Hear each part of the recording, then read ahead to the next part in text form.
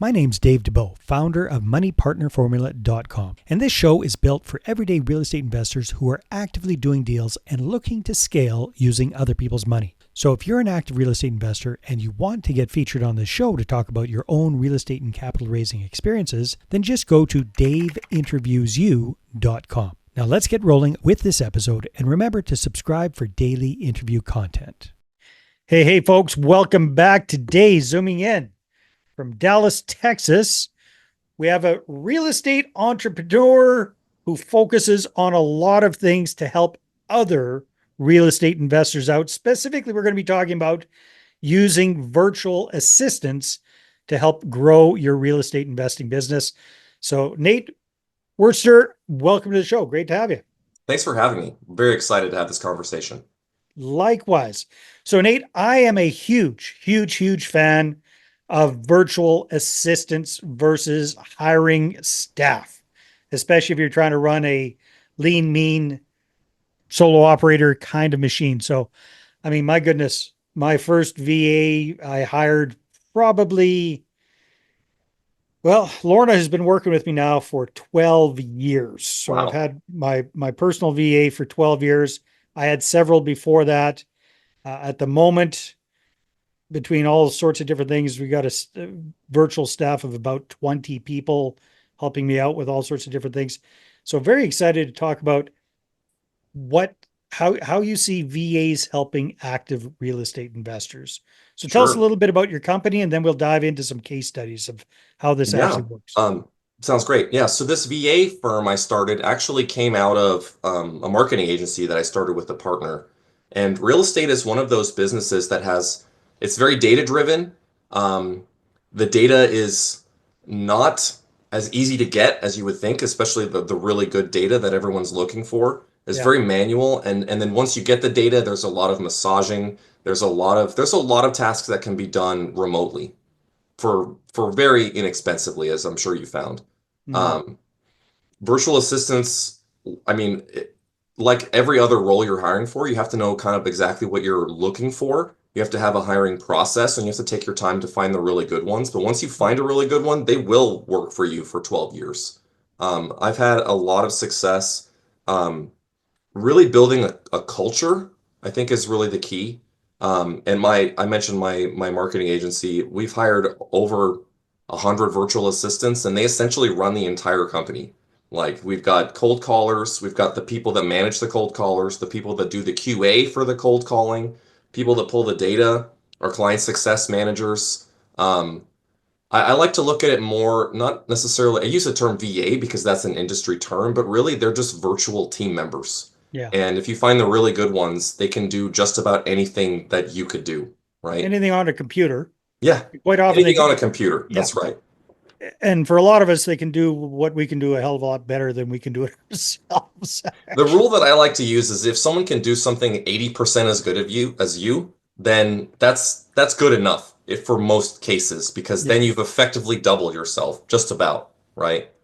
Yeah, Um, most definitely. And like I say, certain things more on the technical aspect of things, they're going to do way better than most of the rest of us can do. Like you're a techie, you come from a yeah. software background. The chances of somebody doing that particular skill set better than you, very low. But for the rest of us that suck at that kind of techie type stuff, it ain't hard to find somebody that can do a better job.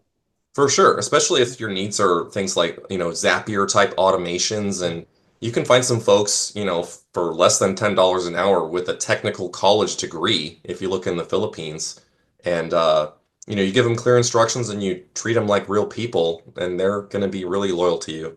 I found the other kind of dark side of this industry is that a lot of folks hire a VA and they just look at them as like disposable overseas labor, and if that's bad, you just throw them out and get another one. And Mhm. I found that if you really like treat them as part of your team and you take an interest in their growth, that they'll grow with you. And I've had some VAs that started at the bottom, making $4 an hour. And I've got one VA that's my director of client success, and I pay him $20 an hour, and I'm happy to do Wow. so because he's just that good. Um, And he's never going to go anywhere else. no, No. for sure. Yeah. So Nate, walk us through some case stories or examples of how different kinds of real estate investors utilize their own VAs. For sure. Yeah. Yeah. I mean, the cases I've talked about thus far would be like data, for example. So if you've got access to some of these data tools, and you do something like cold calling or direct mail where you're not necessarily inbound, but like outbound marketing, right, is a great Mhm. use case for virtual assistants because So for example, for wholesalers, for yeah, flippers, for people looking wholesalers, for flippers, if automated you're doing your sellers. own marketing, yeah. Yeah. Pulling lists, merging lists, using whatever CRM you use to manage your contacts. Um, they're great at pulling data because it's one of those. I have a strategy I call delegation by example, where you shoot a video of yourself doing the thing, and fill out the spreadsheet. Here's exactly how you fill it out, and then you send it over to the VA, and you go to lunch. And when you come back, the spreadsheet's filled out. Like they're very good at that kind of like repetitive stuff. It has to get done, but it doesn't have to be you that does it, right? Yeah. So that's a great use case.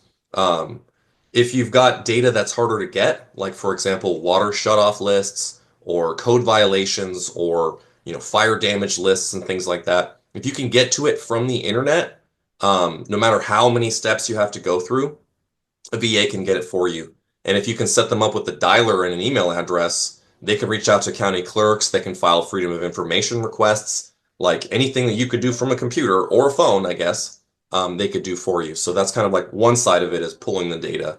Yeah. If you do direct mail, they can manage your direct mail campaigns. If you find really good ones that are a little more outgoing and are good on the phone, have a nice neutral accent, we've had great success having them do cold calling as well on a power dialer like Mojo or any number of other dialers. We like to use them more of like light touch appointment setting. It takes a really special person with like specialized skills to actually like close a deal. Yeah. But I mean, if you find the right one, you absolutely could set them up as acquisitions, but that's just going to take a lot longer and more training on your part to find them. Um, and then, of course, like transaction coordination, you know, working with your project managers or managing your rehab, um, looking at deals that realtors send you and running comps, like all of this computer related work. You can absolutely find someone to support you so that you can focus on what only you can do, which is actually closing the deal and running the business. So what kind of tips, tricks, or suggestions do you have for people for getting started with their very first VA? For sure. Like I said, you should have as much clarity as you can as to what you're looking for, the kind of person you're looking for, what skills, results, responsibilities they're going to have when they join your team, what processes they're going to follow, and how you're going to measure whether they're successful or not. If you've ever hired anyone, you've probably been in a situation where you hire someone, they do kind of okay, maybe you didn't set them up for success like you could have, and then you end up letting them go because they just don't succeed, right? Like you have to lay the foundation to make sure that if it's the right person, they will succeed. Um, and so I recommend putting in some thinking time, some legwork up front, and then have a system for running your hiring, right? Like I recommend doing intelligence tests because not necessarily like an IQ test, but some kind of cognitive test so you can get a baseline because it's been shown that cognitive abilities is the number one success like metric in any job position, whether Okay, that's a so I'm going to show virtual. you how few cognitive abilities I have. What does that mean exactly? Sure. So there's a bunch of different places you can get like off the shelf tests, right? But essentially you're looking for something that will test like problem solving skills, communication skills. There's a whole bunch of like different tests you can put them through. But what I typically do is I'll get like some of my best VAs if I'm trying out a new test. I'll get some of my best VAs to take that test and establish what a good baseline is because they're all going to be different, right? And they're all going to have different scales. So like on one test, a four might be good and another four might be failing, right? And so let's say my average of my top five VAs is like a 4.5. Well, then now I know that like anyone that scores in that 4.5 is at least as smart as my best people, right? Hmm, interesting. Um, and then So I for a quick shortcut, what tests? What's your favorite test these days? um I use it's kind of expensive, but I use a platform called Test Gorilla. And if you're doing a lot of hiring, you could set something like that up where you can actually automate it too, where they can get an automated invite to take an assessment, and then um, Like if you're doing a lot of hiring, your first hire should be a recruiter. Hmm. That's my Well, we're talking mom and pop real estate investors sure. here typically. Yeah, So, yeah. Um, so yeah, I mean, Test Gorilla is great, but you can find really any. Um, I haven't looked at that many options lately because I've got like an automated system that I've been running for a while that just works so okay. well. Um, but do some kind of assessment before you interview them. Do some kind of assessment because the worst thing you could do is spend your time interviewing someone that's obviously not a good fit. So Okay. that's kind of my first tip. And my Hmm. second tip is um, plan on hiring a couple of them and giving them a 10-hour or less test project that's similar to the work they're going to be doing and pay them for it. And Hmm. that way, you know whether they can talk the talk and walk the walk. Because ultimately, interviews really only tell you how good someone is at interviewing. It doesn't really tell you how good Exactly. they are at the job. Yeah. So, Yeah. Good advice. Very, very good advice. I've made many mistakes in hiring in the past, but yeah, hiring two for the same position, then kind of hmm testing which one works best. That's a very, very good idea. The cognitive test, that's a good one. Haven't done that before, but that makes a lot of sense as long as you kind of know what you're looking for. What are some of the biggest mistakes you see people making when they're trying to hire VAs? I think number one is lack of clarity. Like Yeah. you hire someone and you say, "Here, go do this thing," and then, yeah, no, I mean it's easy. Like you're running your business. You think that you can just bring someone in and they're going to be effective day one, and that's almost never true unless you put in a lot of legwork or you're hiring a second or third or fourth person for the same position, because then you kind of know what that person's supposed to be doing, how you're going to measure their performance and all that. Um, Mhm. as a leader, your number one job really is to provide clarity to the people that work for you. I think that's the biggest pitfall. And that's such a challenge, I tell you, Nate, for me at least, like, man, getting off that assumption that, hey, what's in my head is pretty obvious. Yeah, It's not rocket science. Why don't you get this? Like, I've had to work for years on just simplifying the message and making sure that what's in my head is easily understood by somebody who's not in my head. that's Right. right. Yeah. I That's, like to say that delegation, and ultimately that's what any kind of leadership is delegation, right? mm, It's a skill, and chances are you're not going to be born good at it. And yeah. so if you just look at it as a skill and see how you can level up over time as a leader, as your organization gets bigger and more complex, um, but starting with your first hire, like make sure you know exactly who you're hiring, what job they're going to do, how you're going to measure their performance, and just try to put as much of that prep work in. And if you're going to hire two, three of these people at the same time, you should, at the end of this test, you should be able to definitively say, okay, this is the best one. And the only Mm. way you can do that is if you know how to measure them, right? Yeah. If you know exactly what the task is, what the job is, what the outcome is, and then the standard operating procedure for Yep. doing that. No, it makes a ton of sense. One trick that I've learned over the years, Nate, is being careful when you give instructions. hmm Like, I give the instructions, here's what I'd like you to do. Do you understand? Yes, yes, yes. It's always yes, yes, yes. Well, I figured out fairly quickly that yes, yes, yes doesn't necessarily mean they understood what you thought they did. So now my trick is I say, do you understand? Yes, yes, yes. Okay, great. Tell me in your own words what you understood that to be. And my God, that saves us a ton of time. For sure. It's that clarity. It's that some people call it the definition of done. Like you both have to be on the same page about what the expectations are, or you're both flying blind, right? Yeah, 100%. absolutely. Yeah. Hey, so tell me a little bit about what your company, Hire Oath, does. How do you help real estate investors find and keep good VAs? Are you a VA agency? Do people hire you and you find them? Like, tell me a little bit about how you Yeah. guys work. So we are an agency. We've got VAs. That recruiting process I mentioned before, we've already gotten that implemented and down to a science. We've got out of a 300 applications, we maybe accept three people. So we're very picky about who we work with. And when we bring them on, we give them the full battery of tests and assess their skills to make sure they're going to be a good fit for you. In terms of what we do, we can do cold calling, we can do list generation. We can run your social media. We can do your bookkeeping. Really depends on kind of what you need. Real estate is not the only like area that we serve, but that's been my primary focus for the last 10 years. And so I'd like to say we have pretty deep knowledge in that space and how we can help small and large teams continue to scale. Yeah. Very, very cool.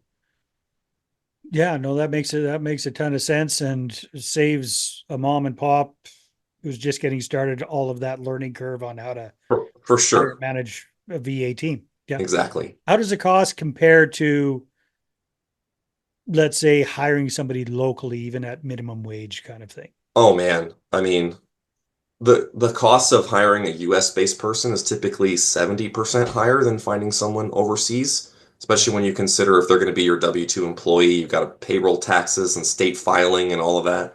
Um, it's just considerably easier for a lot of positions to find a talented person overseas. The trick is that talented, right? You got to find the right person. Yeah. And if you don't have good hiring systems set up, you're going to spend a lot of time trying to find that right person. And that's where working with an agency like us can save you a ton of time. Yeah, that makes sense. So at the end of the day, are the VAs working for you or are they working for your client or are they working for your client through you? The latter. So I want them to be a part of your team, but in terms of like all the HR stuff, the compliance, the payroll, and all that, we handle all that. And it's just like a month to month type of, almost like a subscription, like a VA as a Mhm. subscription, a month to month type service, either part time, half time. We can go as little as 10 hours a week if you've got just occasional work for someone to do.